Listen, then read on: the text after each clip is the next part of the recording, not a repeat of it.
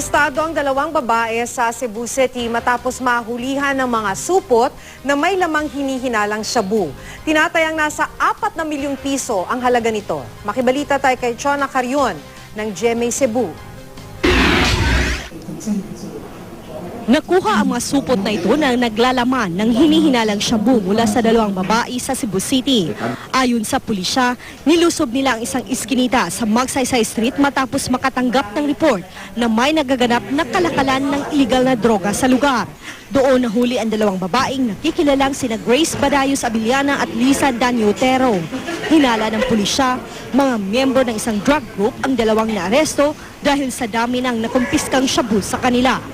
Grupo na to na nag-operate pa sa una and with the 800 grams of drugs confiscated from them. Naingo gini mo dako-dako ng ilang grupo, dagko ilang transaksyon.